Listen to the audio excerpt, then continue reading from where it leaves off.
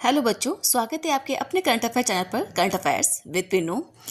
आइए स्टार्ट करते हैं। आज राजस्थान का जो करंट अफेयर्स है पार्ट 3 की पार्ट 2 हो चुके हैं इसके, और उसी जोश के साथ में और आपकी जो एग्ज़ाम की तैयारी है बेहतरीन करने के लिए हम जो करेंगे अंतर्राष्ट्रीय जो क्रोनोलॉजी है उसमें जो राजस्थान का जो प्रादेशिक भाग है उसको कंप्लीट करेंगे और आपको एग्ज़ाम में बहुत ही ज़्यादा हेल्प मिलने वाली है, क्योंकि ये प्रश्न, ये जो व्याख्या है हमसे याद नहीं होती हैं।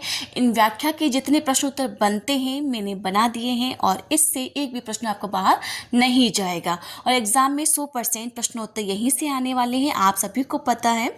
और एग्ज़ाम में प्रश्न किस प्रकार के आएंगे ये भी मैंने इसमें बना दिया गया है, तो आप बस इसको रेगुलरली आप अपनी तैयारी को बेहतरीन करें, चैनल को सब्सक्राइब करें और लाइक करें, अपने दोस्तों के साथ ज़रूर शेयर करें। आइए देखते हैं इंपॉर्टेंट प्रश्न उत्तर को। हाँ, पहला देखते हैं ये प्रश्न उत्तर कहाँ से बनाए गए हैं। ये देखिए मई 2026 अंतर्राष्ट्रीय जो क्रोनोलॉजी है वहाँ से करण जी के प्रश्न उत्तर राजस्थान प्रादेशिक का भाग की हम चर्चा करेंगे। नंबर 1 सवाल है, नगर निकाय चुनाव 2026 की अंतिम मतदान सूची कब जारी कर दी गई है। यहाँ पर 20 अप्रैल 2026 को, 21 अप्रैल 2026 को, 22 अप्रैल 2026 को या 25 अप्रैल 2026 को। तो इसका आंसर होगा नंबर 3, 22 अप्रैल 2026 को नगर निकाय चुनाव 2026 की अंतिम मतदाता सूची यहाँ पर जारी कर दी गई है। नंबर 2 सवाल है, पुरुष मतदाता की संख्या इस नगर निकाय चुनाव के अंदर कितने प्रतिशत थी। यहाँ पर नंबर 1 है 53.49 लाख, नंबर 2 है 56.57 लाख, नंबर 3 है 57.57 लाख, नंबर 4 है 50.57 लाख। तो इसका आंसर होगा यहाँ पर 56.57 लाख। इसमें नगर निकाय चुनाव के अंदर पुरुषों के मतदाताओं की संख्या थी। कितनी थी यहाँ पर? 56.57 लाख। आइए देखते हैं अगला इंपॉर्टेंट प्रश्न, महिला मतदाताओं की संख्या कितनी थी नगर निकाय चुनाव के अंदर। यहाँ पर तो देखिए 53.49 लाख, 55 पॉइंट यहाँ पर 49 लाख, 52.49 लाख या 54.49 लाख। तो इसका आंसर होगा नंबर 1, 53.49 लाख यहाँ पर महिला मतदाताओं की संख्या थी नगर निकाय चुनाव 2026 के अंदर। आइए देखते हैं अब उसकी पूरी व्याख्या। जितने इंपॉर्टेंट प्रश्न बनने थे मैंने बना दिए गए हैं, इससे बाहर आपको से कुछ भी नहीं पूछेंगे। हाँ, शायद एक प्रश्न नीचे छूट गया है, कमी या वृद्धि, तो ये जरूर देखेंगे हम अभी। नगर निकाय चुनाव 2026 अंतिम मतदाता सूची यहाँ पर 22 अप्रैल 2026 को 195 निकायों की अंतिम मतदाता सूची यहाँ पर जारी कर दी गई है।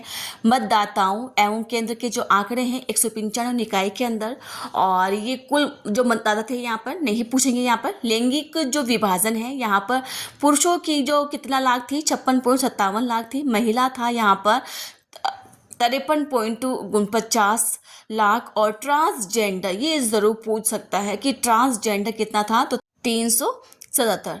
प्रशासनिक ढांचा 39 जिलों के अंदर 6,485 वार्डों हेतु 12,198 मतदान केंद्र थे। यहाँ पर सूची में प्रमुख जो बदलाव थे यहाँ पर शुद्ध कमी थी। ड्राफ्ट सूची के मुकाबले कुल मतदाताओं में यहाँ पर 2.90% की कमी आई है। यहाँ पर मतलब इतना शुद्ध उसमें कमी आई है इतनी, और जो जोड़े गए थे, जो हटाए गए थे यहाँ पर 2.57 लाख नाम नए जोड़े गए हैं, जबकि 5.49 लाख नाम हटा दिए गए हैं। झीलेवाड़ जो स्थिति है यहाँ पर सर्वाधिक जो कमी आई है जोधपुर और उदयपुर के अंदर आई है, और सर्वाधिक जो वृद्धि आई है कहाँ पर आई है, बाड़मेर और नागौर के अंदर आई है। तो बच्चों, इस प्रकार की नवीन जानकारी के लिए चैनल को सब्सक्राइब जरूर करें और अपने स्टेट एग्जाम की तैयारी करने वाले साथियों तक जरूर शेयर करें।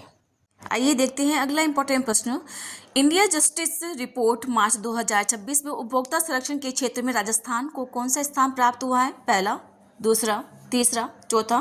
तो इसका आंसर नंबर 3 होगा, तीसरा स्थान प्राप्त किया है। किस क्षेत्र के अंदर? उपभोक्ता संरक्षण क्षेत्र के अंदर। ये देखते हैं अगला इंपॉर्टेंट प्रश्न, उपभोक्ता संरक्षण में बड़े एवं मध्यम राज्यों की श्रेणी में प्रथम स्थान किस राज्य को मिला है। नंबर 1 राजस्थान, 2 मध्य प्रदेश, 3 आंध्र प्रदेश, 4 गुजरात। तो इसका आंसर होगा नंबर 3, आंध्र प्रदेश को यहाँ पर बड़े व मध्यम राज्यों की श्रेणी के अंदर प्रथम स्थान प्राप्त किया है। आइए देखते हैं अगला इम्पोर्टेंट प्रश्न।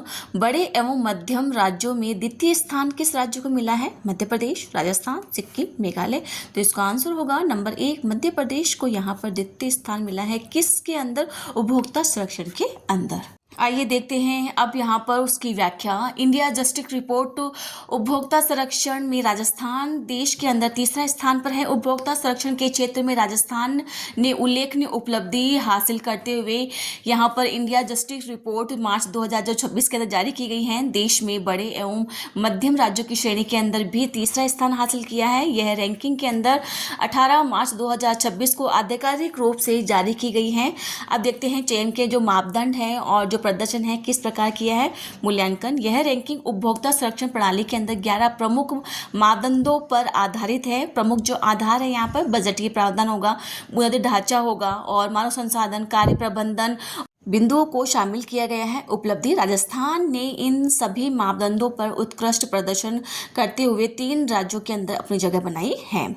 यहाँ पर देखते हैं बड़े और मध्यम राज्यों के अंदर कुल 19 राज्य शामिल हैं और छोटे राज्यों के अंदर कुल 9 राज्य शामिल हैं। तो बड़े के अंदर जो प्रथम स्थान पर है आंध्र प्रदेश है, द्वितीय स्थान पर मध्य प्रदेश है और तृतीय स्थान पर राजस्थान है। यहाँ जो सबसे इंपॉर्टेंट होगा वह अपना राजस्थान होगा कि राजस्थान कौन से नंबर पर है, तो तीसरे स्थान पर है। वहीं छोटे राज्यों के अंदर इतना इंपॉर्टेंट नहीं है, लेकिन देख लेते हैं यहाँ पर नंबर 1 पर है मेघालय, नंबर 2 पर है सिक्किम, नंबर 3 पर है हिमाचल प्रदेश। आइए देखते हैं अगला प्रश्न। यहाँ पर 43वीं सारस गणना, यहाँ पर गाना नहीं है गणना है, का आयोजन कहाँ किया गया है? नंबर 1 रणथंभौर राष्ट्रीय उद्यान, नंबर 2 केवलादेवी घना राष्ट्रीय उद्यान, नंबर 3 सरिस्का राष्ट्रीय उद्यान, नंबर 4 मुस्कुंद्रा हिल्स। तो इसका आंसर होगा नंबर 2 यहाँ पर केवलादेवी घना राष्ट्रीय उद्यान। यहाँ पर सारस गणना की गई है। कौन सी है ये भी जाएगा यहाँ पे एग्जाम के अंदर पूछा तो होगी 43वीं। आइए देखते हैं अगला प्रश्न। केवलादेवी घना पक्षी विहार में इस वर्ष जो सारस है उसकी संख्या कितनी दर्ज की गई है? यहाँ पर सरसों नहीं है, सारस है। यहाँ पर टाइपिंग में मिस्टेक हो चुकी है। Number 1 14, number 2 18, number 3 22, number 4 30। तो इसका आंसर होगा नंबर 3 22। यहाँ पर जो सारस है उसकी संख्या दर्ज की गई है वर्ष 2026 के अंदर। आइए देखते हैं अगला इंपॉर्टेंट प्रश्न। वर्ष 2025 में केवलादेवी घना राष्ट्रीय जो उद्यान में जो सारस है उसकी संख्या कितनी थी? यहाँ पर नंबर 1 10, नंबर 2 12, नंबर 3 14, नंबर 4 16। तो इसका आंसर होगा नंबर 3 14 यहाँ पर संख्या थी। आइए देखते हैं अगला इंपॉर्टेंट प्रश्न।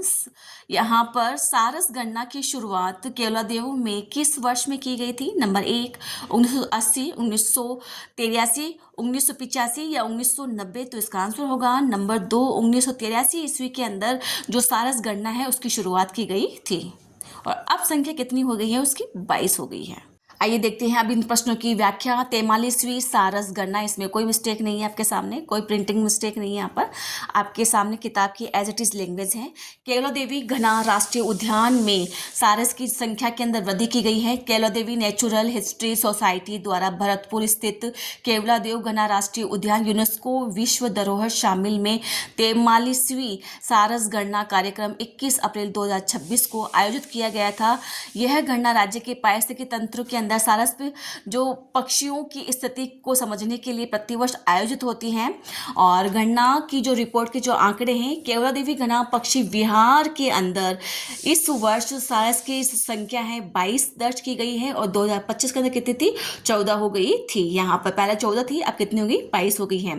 भरतपुर व डिंग वेटलैंड है, इन दोनों झीलों के अंदर आर्द्र भूमि क्षेत्रों में सारस की संख्या यहाँ पर 79 से बढ़कर 81 हो गई है। प्रवृत्ति पिछले वर्ष की तुलना में इस वर्ष की पक्षियों की संख्या में सकारात्मक वृद्धि देखी गई है। यहाँ पर कार्यक्रम के दौरान जो पुस्तक विमोचन हुआ था, यहाँ पर ये देखिए, पुस्तक का नाम पारिस्थितिकी एवं पर्यावरण जैविकी है। लेखक कौन है यहाँ पर? तो एग्जाम में पूछा जा सकता है कि इसके लेखक कौन है। तो डॉक्टर MM यहाँ पर त्रिगुणायत एवं डॉक्टर कृतिका त्रिगुणायत, इनकी पुस्तक इनके द्वारा लिखी गई है। विमोचन किसके द्वारा किया गया है? गृह मंत्री यहाँ पर जवाहर सिंह मैडम के द्वारा। आइए देखते हैं अगला इंपॉर्टेंट प्रश्न। प्लग एंड प्ले सुविधा का विस्तार किस संस्था के द्वारा किया जाएगा? नंबर 1 RPSC द्वारा, नंबर 2 रिको के द्वारा, नंबर 3 RHB के द्वारा, नंबर 4 है UIT के द्वारा। तो इसका आंसर होगा नंबर 2, रिक्कू के द्वारा प्लग एंड प्ले सुविधा का विस्तार किया जाएगा। आइए देखते हैं अगला इंपॉर्टेंट प्रश्न। प्लग एंड प्ले सुविधा का उद्देश्य क्या है? कृषि विकास, पर्यटन विकास, औद्योगिक विकास की नई गति। नंबर 4 है शिक्षा सुधार। तो इसका आंसर होगा नंबर 3, औद्योगिक विकास को नई गति प्लग एंड प्ले सुविधा का उद्देश्य है। आइए देखते हैं अगला इंपॉर्टेंट प्रश्न। राजस्थान सरकार ने प्लग एंड प्ले सुविधा का विस्तार किस स्तर पर करने की घोषणा की है? जिला स्तर पर, ग्राम स्तर पर, संभाग स्तर पर। नंबर 4 है राष्ट्रीय स्तर पर। तो इसका आंसर होगा नंबर 3, संभाग स्तर पर राजस्थान सरकार के द्वारा प्लग एंड प्ले सुविधा का विस्तार करने का घोषणा की है। आइए देखते हैं आज के सीरीज का अंतिम प्रश्न है और सबसे इम्पोर्टेंट भी है। जयपुर में प्लग एंड प्ले सुविधा की औद्योगिक क्षेत्र में विकसित की जाएगी, मतलब किस औद्योगिक क्षेत्र के अंदर विकसित की जाएगी? करनी औद्योगिक क्षेत्र, बोराना जो औद्योगिक क्षेत्र है। नंबर 3 है सीतापुरा औद्योगिक क्षेत्र। नंबर 4 है ब्रज औद्योगिक क्षेत्र। तो इसका आंसर होगा नंबर 3, सीतापुरा औद्योगिक क्षेत्र के अंदर प्लग एंड प्ले की सुविधा विकसित की जाएगी। आइए देखते हैं अब इन प्रश्नों की व्याख्या। प्लग एंड प्ले सुविधा संभाग स्तर पर औद्योगिक विकास को नई गति की गई है। यहाँ पर राजस्थान सरकार की बजटीय घोषणा की अनुपालना में रिक्को के द्वारा अब संभाग स्तर पर और किशनगढ़ में प्लग एंड प्ले सुविधाओं का विस्तार किया जाएगा। यहाँ पर इसके लिए रिक्को ने विशिष्ट औद्योगिक क्षेत्र में भूखंडों का चयन करने की प्रक्रिया शुरू कर दी गई है। चयनित जो औद्योगिक क्षेत्र है संभाग स्तर पर ही होगा। यहाँ पर प्रदेश के निम्नलिखित प्रमुख औद्योगिक क्षेत्रों के अंदर इस सुविधा का विकास किया जाएगा। जैसे जयपुर के अंदर हम पढ़ चुके हैं, सीतापुरा फेज तृतीय के अंदर किया जाएगा यहाँ पर, और बीकानेर के अंदर करनी औद्योगिक क्षेत्र नंबर 3 है, और जो जोधपुर के अंदर बोरानाडा के अंदर जो एग्रो फूड पार्क है वहाँ पर इसका विकास किया जाएगा, और नंबर 4 है भरतपुर औद्योगिक क्षेत्र के अंदर इसका विस्तार किया जाएगा। तो बच्चों कैसी लगी आपको ये जानकारी? प्लीज़ कमेंट में ज़रूर लिखें। चैनल को लाइक और सब्सक्राइब ज़रूर करिए। आपके जो साथी हैं जो स्टेट एग्जाम की तैयारी कर रहे हैं उस तक ये वीडियो ज़रूर शेयर करें। Thank you.